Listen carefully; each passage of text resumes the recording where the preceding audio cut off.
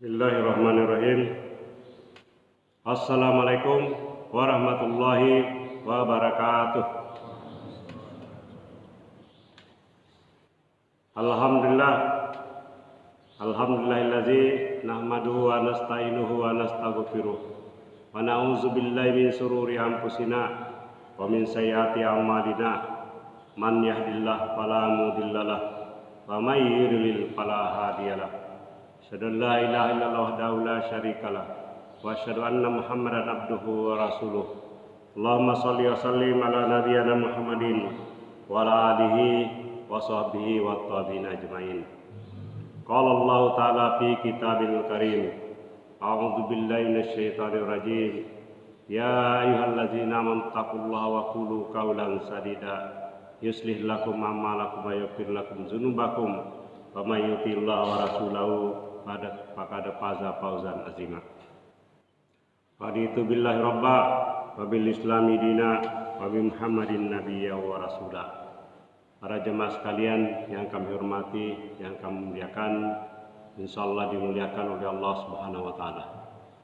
Kembali kita bersyukur kepada Allah yang telah menciptakan kita, manusia dengan sebaik-baik bentuk ahsani taqwim, dan juga telah menyediakan berbagai macam kebutuhan manusia, telah menundukkan langit dan bumi, sungai, laut, dan berputaran siang dan malam. Semuanya ditunjukkan untuk kepentingan manusia. Tadi kita bacakannya di dalam surah Ibrahim. Salawat dan salam juga kita haturkan kepada Nabi kita, Nabi besar Muhammad sallallahu alaihi wasallam. Nabi yang terakhir diutus oleh Allah Subhanahu wa taala menyampaikan wahyunya. Sebagaimana nabi-nabi terdahulu juga untuk menyampaikan wahyu. Yang misi utamanya adalah terutama yang berkaitan dengan untuk menegakkan kalimat Allah la ilaha illallah. Tiada sesembahan selain daripada Allah Subhanahu wa taala. Pada kesempatan ini kita berada di tarikh atau tanggal 21 Rabiul Awal 1445 Hijriah, bertepatan dengan 7 Oktober 2023. Pada kajian yang seri ke-250 ini kita akan membahas berkaitan dengan pancaran kemuliaan kota Mekah ini. Dan satu hal yang menjadi pertanyaan, mengapa manusia berbondong-bondong berjuang keras untuk menuju ke kota tersebut. Jadi di sini dijelaskan tidak dalam konteks hanya sekedar karena kota Mekah itu adalah kota mulia. Apa yang menjadi latar belakangnya secara historisnya. Nah, sebagaimana yang kita ketahui bahwa yang menjadi sentral pusat perhatian umat manusia di kota Mekah ini adalah adanya Baitullah, ya, rumahnya Allah yang di tengah-tengahnya ada Ka'bah, ya, sebagai pusat dari manusia melaksanakan tawaf, dan tawaf ini sudah berlangsung sejak zaman dahulu. Nah, kita bisa mengetahui bahwa dari sekitar kota Mekah ini menjadi jejak dari para nabi dan rasul, terutama yang menjadi sentralnya selain dari manusia pertama Adam dan Hawa yang jejaknya di padang Arafah, tetapi juga nabi yang disebut-sebut sebagai ulul azmi juga, yaitu Nabi Ibrahim alaihissalam yang hanifah musliman, lurus menegakkan tauhid. Ya, karena Nabi Ibrahim alaihissalam berjuang untuk menegakkan tauhid menghadapi komunitasnya yang menyembah berhala, bahkan menghadapi Raja Namrud yang memposisikan dirinya sebagai Tuhan itu sendiri. Dan di kota Mekah yang kita ketahui dalam sejarah sebagai tempat kelahiran Nabi besar, Nabi terakhir dari penghulu penutup para nabi, ya, yaitu Nabi kita Muhammad Sallallahu Alaihi Wasallam. Nah, ada beberapa kemuliaan, ya, yang memang disebutkan oleh di beberapa ayat suci Al-Quran dan juga hadis, yang kemudian dikumpulkan oleh para ulama di dalam, baik di kota Madinah, terutama yang kita bahas di sini kota Mekah. Pada pekan lalu sudah kita bahas berkaitan dengan kota Madinah. Tentu banyak hal yang menarik dan penting untuk disampaikan tentang Al-Haramain, dua kota suci, yaitu kota Mekah dan Madinah. Tapi untuk ruang kita terbatas, kita akan pilih-pilih yang kita anggap paling penting. Nah, yang paling utama ini berkaitan kota Mekah, juga ada kota Madinah sebagai kota yang suci. Ya, saking disucikannya tidak diperkenalkan masuk ke dalamnya orang yang belum bersyahadat, yang baru muslim. Ya, kemudian dalam berbagai keterangan informasi juga di kota Mekah ini Dajjal tidak bisa masuk ini. Ya, sebagaimana diketahui dalam berbagai keterangan bahwa Dajjal akan bergentayangan di seluruh pelosok dunia, tapi di dua kota ini tidak bisa dimasukinya, yaitu kota Madinah dan kota Mekah. Sebagaimana hadis yang disampaikan oleh Fatimah binti Qais. Ya, Dajjal berkata, aku keluar dan aku berjalan di permukaan bumi. Tidaklah aku tinggalkan satu desa pun atau satu wilayah, satu tempat, kecuali aku mesepinya selama 40 malam, kecuali kota Mekah dan Madinah. Ya, setiap kali aku akan masuk, maka malaikat menghadangku dan membawa pedang mengusirku. Setiap sudut kota, dua kota ini dijaga oleh para malaikat berdasarkan hadis riwayat Muslim. Nah, kemudian yang utama juga seperti yang juga kita sampaikan, kalau kota Madinah ada Masjid Nabawi, orang sholat di sana diganjar 1000 kali keutamaannya dibanding dengan sholat-sholat lain kota Madinah. Tapi kota Mekah atau Masjidil Haram, Masjid Nabawi, Masjid Baitullah ini, ya, Masjidil Haram itu jauh lebih dasar lagi keutamaannya, yaitu 100.000 kali lebih utama daripada sholat di masjid lainnya. Ya, berdasarkan hadis dari Ahmad dan juga Ibnu Banyak. Salat di Masjidil Haram, ya, salat di Masjidil Haram afdalu min mi'atin alfin, ya, yaitu 100.000 kali daripada derajatnya daripada salat di tempat lainnya.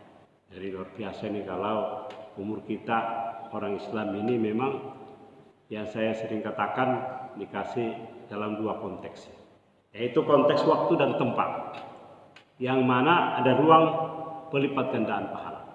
Kalau bulan suci Ramadan ada pelipat gandaan berkaitan dengan konteks waktu. Jadi kita berusaha untuk memaksimalkan ibadah pada bulan suci Ramadan atau di 10 hari pertama bulan Zulhijjah. Berkaitan dengan konteks waktu. Kalau tempat ini yang berkaitan dengan tempat. Kalau di sholat di kota Mekah jadi 100.000 kali, ke Madinah 1000 kali. Tapi di kota Madinah ada juga tempat yaitu disebut dengan Raudhah Taman Surga, dan orang berjuang berebut ke sana untuk berada di tempat itu. Jadi berkaitan dengan tempat ini. Jadi ada ruang dan waktu. Dan yang ketiganya adalah aktivitasnya, apa yang dilakukan, yaitu terutama ibadah sholat. Di Raudhah orang sholat sunat 2 rakaat. Di sekitar makam Ibrahim sholat sunat setelah tawaf, ya, dan juga sholat-sholat 5 waktu yang lainnya. Jadi penting untuk dipahami kita umat beragama ini berkaitan dengan apa jenis ibadah yang dilakukan, kapan dan di mana. Nah, inilah ilmunya ini. Jadi terjadi perlipat gandaan umur dari umat Nabi Muhammad SAW, walaupun umumnya hanya sekitar 60 sampai 70 tahun, ada beberapa yang lebih dari itu, tetapi diberi keberkahan dengan pelipat gandaan nilai pahala dalam waktu tertentu dan tempat tertentu. Nah, itulah ilmunya perlu kita ketahui. Nah, sekaligus kita berusaha untuk berniat bagi para jamaah kita di sini, yang lain juga, untuk sama-sama kita senantiasa berniat, berusaha ya menabung dan seterusnya gitu ya, berdoa untuk bisa sampai ke 2 kota suci. Supaya ada pelipat gandaan pahala, walaupun umur kita pendek, tapi terjadi akumulasi yang sangat besar karena berkaitan dengan waktu dan tempat tadi. Dan juga bisa dikombinasi gitu ya. Misalnya orang umrah pada bulan Ramadan atau ibadah haji pada bulan Zulhijjah gitu ya. Memang waktunya hanya di bulan Zulhijjah saja untuk ibadah haji. Nah, apalagi yang lainnya, yaitu dilarang berbuat maksiat. Bukan berarti bahwa di tempat lain tidak maksiat. Ya, ini menunjukkan bahwa kalau dilarang di situ berbuat maksiat, kalau dilanggar siksanya juga berat. Ya, seperti juga status keluarga Nabi. Di dalam keterangan disebutkan bahwa para istri-istri Nabi kalau berbuat kemungkaran itu ancamannya lebih berat daripada perempuan-perempuan lainnya. Nah, karena berkaitan dengan status. Jadi ada konsekuensi. Kemudian aman dan tentram, ini berkaitan dengan doanya Nabi Ibrahim. Bahkan ada lagi terangan di sini, dilarang mengambil barang temuan kecuali hanya untuk diumumkan. Kalau ada barang temu tidak boleh kita ambil. Oh ini. Itu beberapa yang disebutkan yang dikumpulkan oleh para ulama berkaitan dengan keutamaan kemuliaan daripada kota Mekah. Nah, khususnya di sekitar Masjidil Haram, masjid yang mulia. Disebut haram selain karena kemuliaannya, keberkahannya, juga karena suci dan dilarang yang belum bersyahadat untuk memasuki wilayah tersebut. Nah, baik, kita akan mengutip beberapa keterangan dalam Al-Quran, terutama ini yang terima kasih. Yang menjadi referensi bagi kita. Kenapa tadi aman dan tentram, dan juga mengapa manusia berjuang keras karena iman tentu untuk menuju ke sana, ya, dan berusaha mengumpulkan uang bertahun-tahun, terutama untuk menunaikan ibadah. Bahkan menunggu bertahun-tahun.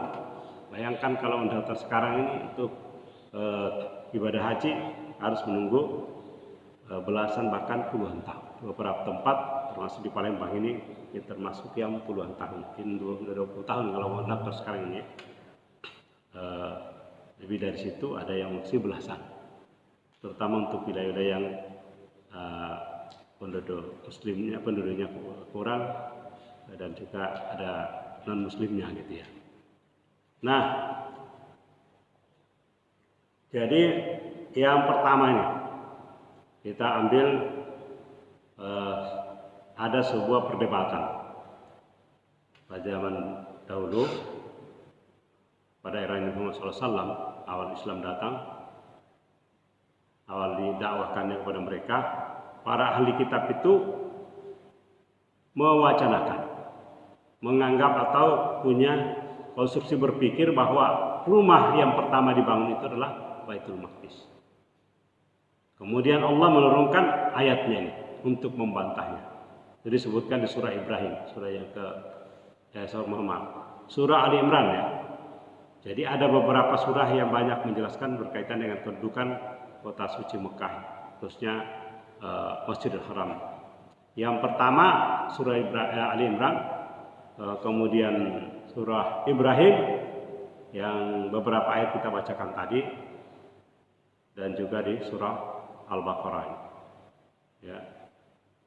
Surah Al-Baqarah. Nah.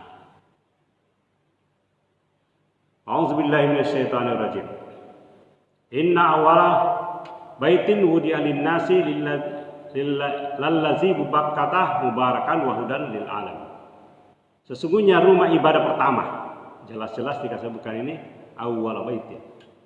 Rumah yang pertama dibangun untuk manusia sebagai tempat ibadah adalah Baitullah yang ada di Bakkah. Maka nama lamanya daripada Mekah. Yang diberkahi dan menjadi petunjuk bagi seluruh alam. Jadi kemuliaannya itu karena Allah memberkahinya seperti tadi pelipat gandaan pahala. Dan menjadi petunjuk bagi seluruh alam. Ya, petunjuk ada macam-macam petunjuk berkaitan di situ yang ada pusat gravitasi tadi, tawaf di sekitar kota di Ka'bah. Dan juga menjadi petunjuk arah kiblat. Dulunya Nabi SAW pernah berkiblat ke Baitul Maqdis, kemudian turun perintah untuk berkiblat ke Masjidil Haram karena itu adalah harapan Nabi kita Muhammad SAW. Dan waktu perintah kiblatnya itu ketika Nabi SAW itu sedang melaksanakan sholat di yang disebut sekarang di kota Madinah itu Masjid Qiblatain, dua kiblat. Ya. Dari sebelumnya menghadap utara, ya kita menghadap utara ke Baitul Maqdis, kemudian berputar balik ke belakang menghadap ke selatan, ya, karena kota Mekah di selatannya kota Madinah. Nah, apa tanda-tandanya yang disebutkan di sini? Ya, karena dalam keterangannya kan Baitul Maqdis dibangun oleh Nabi Sulaiman. Kemudian apa yang menjadi tandanya? Fihi ayatum bayyinatum maqamu Ibrahim. Di dalamnya terdapat tanda-tanda yang jelas. Jadi ini bukan sekedar menentukan bahwa itu yang pertama, tapi ada tandanya. Allah itu Al-Quran selalu disebutkan dengan Al-Bayyin, menjelaskan atau fassalah, yufasil. Ya, menjelaskan, menguraikan. Ini ada keterangannya. Fihi ayatum bayyinatum maqamu Ibrahim wa man dakhalahu kana amina. Di dalamnya terdapat tanda-tanda jelas, yaitu diantaranya makam Ibrahim, jejak kaki Nabi Ibrahim, bukan kuburannya ini. Bisa kita sebut makam ini makam Ibrahim. Ya, jejak kaki Ibrahim yang ada di sisi dekat dari Ka'bah itu, dan di belakang dari masjid itulah, dari belakang dari makam Ibrahim tempat disunahkan salat sunat tawaf setelah selesai tawaf itu. Tapi sekarang itu agak jauh sekarang dari situ karena lingkaran tawaf itu melebar banyak manusia sehingga salatnya itu agak jauh ke belakangnya. Nah, maka amanlah dia kalau ada orang yang masuki Baitullah, maka amanlah dia. Ini adalah jaminan keamanan dari Allah Subhanahu wa taala. Nah, di antara kewajiban manusia terhadap Allah melaksanakan ibadah haji ke Baitullah. Nah, ini jelaskan ibadah hajinya ke Baitullah. Ayo, keterangan ibadah haji adalah di surah Al-Hajj. Surah yang kedua, banyak yang berkaitan urutan. Tapi kita tidak membahas itu. Itu membahas ayatnya aja. Berkaitan dengan keterangan bahwa tandanya bahwa itu paling awal adalah adanya makam Ibrahim. Karena Nabi Ibrahim lebih dulu daripada Nabi Sulaiman. Siapa yang mengasuki amal hadiah dan kewajiban terhadap Allah adalah melaksanakan ibadah haji orang-orang yang mampu mengadakan perjalanan di sana. Itulah sebabnya ibadah haji itu wajib bagi orang yang mampu. Ya. Tentunya Allah Maha Waman dakhalahu kana amina. Ya walillahi 'alan nasi hijjul baiti man istata'a ilaihi sabila. Man istata'a ilaihi sabila, yang bisa melakukan perjalanan adalah orang-orang yang mampu. Wa man kafara fa innallaha ghaniyun 'anil 'alamin. Maka sungguhnya Allah Maha Kaya, tidak memerlukan sesuatu pun dari seluruh alam. Kemudian di surah Ibrahim, surah Al-Baqarah. Ya. Jadi Nabi kita Nabi Ibrahim alaihissalam menjadi simbol utama di kota Mekah ini selain bangunan Ka'bah yang ditinggikan pondasinya oleh Nabi Ibrahim, karena dalam banyak keterangan disebutkan bahwa tempatnya Ka'bah ini sudah ada jejaknya sejak dari manusia pertama. Tetapi Nabi Ibrahim SAW meninggikan bangunannya ini. Dan jejaknya yang lainnya adalah adanya tempat sa'i dari Safa ke Marwa oleh istri Nabi Ibrahim dengan Ismail. Tapi sudah pernah kita bahas yang lalu itu. Kita fokusnya di sini untuk menyampaikan bahwa ibadah haji umrah itu adalah terutama napak tilas dari apa yang dilakukan oleh Nabi Ibrahim, Ismail dan juga ibunya Siti Hajar. Nah, yang lainnya adalah banyaknya doa-doa Nabi Ibrahim alaihissalam. Coba kita perhatikan para jamaah sekalian, paling banyak doa di dalam Al-Quran itu adalah bersumber Nabi Ibrahim. Ini juga menandakan bahwa doa yang dilakukan oleh para nabi ini bukti sudah selalu diijabah oleh Allah Subhanahu wa taala.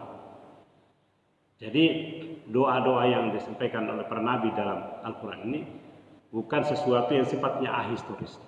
Ada dan itu terbukti diterima oleh Allah Subhanahu wa taala. Nah, di dalam surah Al-Baqarah ini ayat yang 125 ini, ya, wa izjalna baitah masabatan linnasi wa amna wattahizu min maqami Ibrahim musalla wahidna ila Ibrahim wa Ismail an tahhira baiti lit-taifina wal akifina war ruk'is sujud. Ingatlah ketika kami menjadikan rumah itu, yaitu Ka'bah tadi, tempat berkumpul dan tempat yang aman. Jadi beberapa kali sudah disebutkan ini tempat yang aman, tempat yang berkumpul, ya, bagi manusia.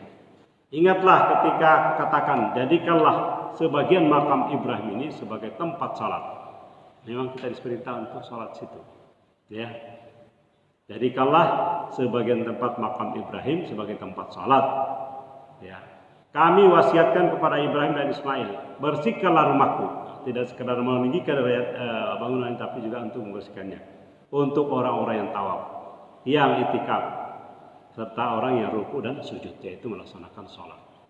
Dari luar biasa ini, dari doa ini manusia yang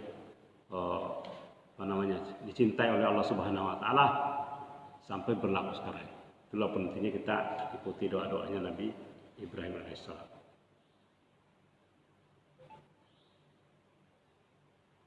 Nah, di ayat berikutnya ini yang menjadi doanya ini. Ya. Doanya lagi, wa isqala Ibrahim rabbi ja'al hadza balada amina warzuq ahlahu minas samarati man amana minhum billahi wal yaumil akhir. Qala wa man kafara fa umatihu qalilan summa tarruhu ila azabin nar wa bisal masir. Ada lagi Nabi Ibrahim doanya di ayat 126 surah Al-Baqarah ini. Ingatlah ketika Ibrahim berdoa. Nah, apa ini doanya? Masih yang tadi, berdoa lagi. Jadi sering-sering Nabi Ibrahim berdoa. Ya Tuhanku ya Rabbku, jadikanlah negeri Mekah ini, ya, negeri Mekah. Kalau tadi khusus yang di ada Ka'bah tadi, di tempat berkumpul manusia ini. Kota Mekah ini didoakan lagi. Negeri yang aman. Dan berilah rezeki berupa buah-buahan, ya, segala bentuk hasil tanaman, tumbuhan bisa dimakan oleh manusia sana. Kita mungkin jadi heran ya. Nabi Ibrahim berdoa ini, ya, kalau Baitullah dan kota Mekah sudah aman, tapi yang berkaitan dengan rezeki yang banyak dan buah-buahan ini, bagaimana caranya? Sementara daerah situ kita lihat keadaan tandus. Tapi kalau kita berangkat ke sana ini, mau lihat di pasar-pasar, di hotel-hotel, semuanya jenis makanan itu ada. Dan secara secara demografis dan sosiologis, sosiodemografis lah kalau pakai bahasa ilmu sosial. Ketika ada manusia hadir di sana, hadir barang itu. Karena berdasarkan kebutuhan. Karena manusia yang datang di sana adalah berbagai suku bangsa, maka makanan juga didatangkan dari seluruh penjuru dunia, baik buah-buahan dan segala bentuk makanan-makanan lainnya. Sehingga orang-orang Indonesia yang ramai, contohnya yang pernah kami tempati ini di hotel ini, pernah di Tower Samsam, pernah juga di di Anjung yang kemarin ini. Banyak kan orang Indonesia yang nginep situ, jadi makanannya makanan Indonesia. Ya, masanya juga banyak yang kayak orang Indonesia. Di hotel-hotel lainnya tentu yang ikutinya ini bangsanya. Dan satu hotel pun tidak hanya satu tempat makan. Ada yang banyak itu orang Eropa. Dan ditulis itu restoran untuk tidak disebut nama bangsanya rasnya. Tapi di restoran itu sudah ada nama-namanya dan makanan-makanan di situ sesuaikan dengan itu. Jadi doa Nabi Ibrahim ini, walaupun wilayah kawasan kota Mekah ini hanya beberapa tumbuh tanaman seperti kurma, tapi buah-buahan lain itu didatangkan dan jenis makanan semuanya didatangkan. Ini bukti doa Nabi Ibrahim sudah diterima oleh Allah. Ya, dari tumbuhan yang bisa dimakan. Kan berarti tumbuhannya itu yang tumbuh di sana, tapi yang dari daerah lain. Nah,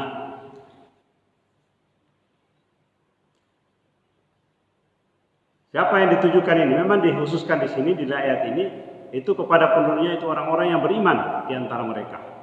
Beriman kepada Allah dan hari kemudian. Ya. Kemudian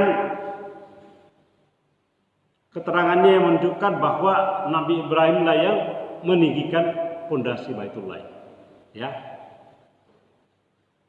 Wa iz yarfa'u Ibrahimul qawaida minal baiti wa Ismail.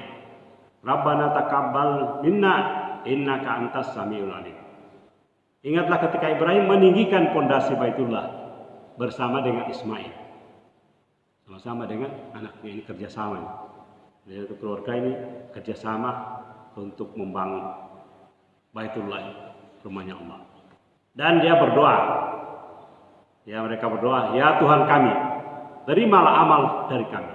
Ya. Mereka berdoa, Rabbana taqabbal minna innaka antas samiul alim. Jadi kalau berdoa itu menyampaikan permintaan, tapi juga memuji sifat Allah, yaitu As-Sami Al-Alim, Maha mendengar dan Maha mengetahui. Jadi dia berdoa agar amalan dia tadi, ya, jadinya amal jariah, membangun pondasi tongkat sampai sekarang dan sampai akhir zaman orang berkumpul di sana untuk melaksanakan ibadah, khususnya tawaf, sa'i dan juga ibadah-ibadah salat yang lain. Nah, apa lagi yang doanya? Rabbana waj'alna muslimaini laka wa min zurriyyatina ummatan muslimatan lak wa arina manasikana wa tub alaina innaka antat tawwabur rahim. Ya Tuhan kami, jadikanlah kami berdua orang yang berserah diri kepadamu. Ini doa yang penting ini kita ajak keluarga ini untuk menjadi orang yang muslim berserah diri kepada Allah. Nyatakan berdua, kami berdua orang yang berserah diri kepadamu. Jadi kalau dari keturunan kami umat yang berserah diri kepadamu. Nah, ini doanya ini untuk keturunan juga, ya. Jadi dia wa min zurriyatina ummatan muslimatan. Jadi ini kita mendoakan generasi di bawah kita juga. Itulah pentingnya kita menjaga garis keturunan ini, zuriat ini, kesinambungannya, terjaga relasinya dengan doa-doa. Jadi mendoakan juga untuk anak keturunan. Ya. Sambil kita juga berdoa untuk orang tua kita. Ya, bapak-bapak kita yang ke atas. Ya. Kemudian disebutkan di sini wa arina manasikana wa tub alaina innaka antat tawwabur rahim. Ya, tunjukkanlah kepada kami cara-cara melakukan manasik, yang rangkaian ibadah haji, dan terimalah tobat kami. Sesungguhnya Engkau lah yang Maha penerima tobat lagi Maha penyayang. Inilah sebabnya ini salah satu usaha utama untuk kita berangkat menunaikan ibadah haji, umrah dan seterusnya itu adalah kita untuk kesempatan bertobat kepada Allah Subhanahu wa taala. Nah, tempat-tempat yang di sana adalah tempat yang mustajab untuk kita berdoa sehingga kita menjadi orang yang bersih kembali dari menunaikan ibadah haji atau menunaikan ibadah umrah. Jadi tempat yang mustajab untuk diterimanya taubat manusia berdasarkan doanya Nabi Ibrahim AS. Nah, yang bagian terakhir ini yaitu doanya Ibrahim yang di surah Ibrahim. Jadi Nabi Ibrahim diberi kehormatan juga dengan adanya surah Ibrahim. Nah, jadi di 3 surah ini semuanya ada doa yang berkaitan dengan keamanan dari kota Mekah. Wa isqala Ibrahimu rabbi ja'al hadza balada amina wa junubni wa baniya an na'budal asnam. Jadi surah Ibrahim ayat 35, ingat ketika Ibrahim berdoa, ya Tuhan kami jadikanlah negeri Mekah negeri yang aman dan jauhkanlah beserta anak cucuku dari penyembahan terhadap berhala-berhala. Ini lagi dijaga supaya tidak terjadi kemusyrikan di sana. Karena kemusyrikan ini berhala-berhala itu telah menyesatkan para manusia. Itulah sebabnya ketika Fathul Mekah, ya sempat ini ada lebih dari 300 berhala sekitar Ka'bah. Kemudian ketika Mekah ditaklukkan oleh Nabi dan kaum muslimin, semuanya patung-patung dihancurkan. Nah, doanya lainnya supaya terhindar dari berhala. Kemudian di sini di ayat ke-36, siapa yang mengikutiku sesungguhnya termasuk golonganku. Mengikuti jejak Nabi Ibrahim. Dan kita selalu ada zikir untuk mengingat kepada Allah itu, ada juga zikir yang mengingatkan kita untuk mengikuti milahnya Ibrahim. Hanifan musliman, yang dia itu lurus, ya tegak lurus, hanya menyembah kepada Allah. Jadi menegakkan ketauhidan. Nah, di ayat-ayat berikut ada beberapa lagi, yaitu doa-doa yang berkaitan dengan ini, yang untuk menegakkan salat. Rabbana inni askantu min zuriati. Salat tadi dibaca di rakaat kedua ini, ya, yang masih di surah Ibrahim. Rabbana inni askantu min zurriyyati biwadin ghairi zi zar'in inda baitikal muharram. Rabbana liyuqimus shalah faj'al afidatan minan nasi tahwi ilaihim warzuqhum minas samarat la'allahum yashkurun. Ya Tuhan kami, sungguhnya Engkau telah menempatkan sebagian keturunanku di lembah, ya, yang tidak ada tanamannya. Nah, ini tadi terkonfirmasi tadi. Berarti sejak dari Ibrahim itu kawasan sudah tandus. Sudah tandus ini. Yang tidak ada tanamannya, yang berada di sisi rumahmu, yaitu Baitullah yang dihormati. Ya Tuhan kami, demikianlah itulah kami melakukan agar mereka melakukan salat. Jadi mungkin ada hikmahnya di sini. Kalau ada kawasan perkebunan ini kan, orang-orang sana itu pasti dia, apalagi kalau ada airnya, itu sangat berharga di sana kebun kalau ada. Karena jarang sekali tempat-tempat yang ada airnya ini. Nah, dengan tandus itu fokus manusia datang ke situ untuk sholat ini. Walaupun sekarang ini banyak orang datang itu mau berdagang gitu ya. Kalau Indonesia juga banyak berdagang jualan di sana kan. Banyak jualan-jualan di pinggir-pinggiran itu ya. Ya, pacu gitu, tawarkan macam-macam ini. Nah, jadi mungkin ini hikmahnya nih. Ya. Supaya orang fokus itu melaksanakan salat. Nah, kenapa saya bertanya tadi? Ada sebuah pertanyaan pada awal tadi itu adalah mengapa manusia itu berjuang sana, berusaha keras, menabung. Bahkan ada ini, kalau orang dari Sulawesi, walaupun ada orang sekelompok orang yang nggak perlu memikirkan rumah dulu, yang penting haji dulu. Ya, mungkin para jamaah biasa juga dengar kan. Bahkan ada yang menunda menikah dulu, pergi haji dulu baru menikah gitu ya. Hajinya dulu nih. Walaupun juga ada dampak negatifnya ya. Beberapa tempat itu selalu berharap nih panggilan gelar haji ini. Karena gelar haji itu kalau ada acara-acara ditempatkan di tempat yang terdepan gitu ya. Ada juga pernah saya wawancara ini ya, seorang security ini. Dia sudah menabung katanya untuk naik haji. Saya bilang umrah dulu aja, karena dia sudah sakit-sakitan, sudah kena diabetes. Umrah aja dulu Pak. nanti dulu hajinya kan lama menunggunya kan. Ada bilang nggak ada apa-apanya kalau umrah ini kan nggak ada gelarnya gitu ya.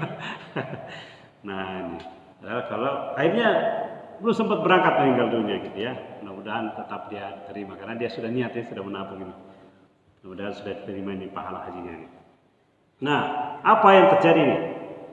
Inilah doanya nih, ya. Fajal afidatan minan nasi tahwi ilaihim. Nah, ini ternyata doanya Nabi Ibrahim. Maka jadikanlah hati sebagian manusia cenderung kepada mereka dan anugerahilah mereka rezeki yang dan buah-buahan. Jadi untuk cenderung untuk berangkat itu sudah didoakan oleh Nabi Ibrahim. Tapi memang disebut di sini minan nas, sebagian daripada manusia, tidak seluruhnya ini. La temui panggilan. Kalau orang kaya bisa datang semua sana, banyak yang datang. Tapi ada juga yang kurang mampu. Dengan cara orang lain diberangkatkan, dapat hadiah macam-macam, ada yang beri biaya dan sosnya, ya. Sehingga misalnya para penghafal Quran, para marbot masjid, imam masjid, banyak yang diberangkatkan orang-orang yang mampu. Jadi orang yang mampu dan tidak mampu tetap bisa berangkat karena memenuhi panggilan itu. Ya, tapi banyak orang mampu tapi tidak bisa berangkat ke sana. Memang tidak ada niat dalam hatinya. Banyak punya berbagai macam fasilitas kekayaan tapi tidak bisa berangkat. Dan anugerahilah mereka rezeki dan dari buah-buahan. Ini diulang lagi. Jadi benar-benar doa-doa yang berkaitan dengan tadi, tempat yang aman dan diberi rezeki buah-buahan disebutkan di dalam surah Al-Baqarah ini, surah Ibrahim dan juga di surah Ali Imran. Kemudian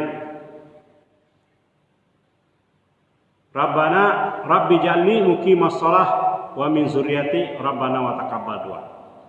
Ya Tuhanku, jadikan aku dan sebagian anak cucuku orang-orang yang tetap melaksanakan sholat. Jadi tetap ini fokus utama berkaitan dengan ibadah sholat dari doa Nabi Ibrahim.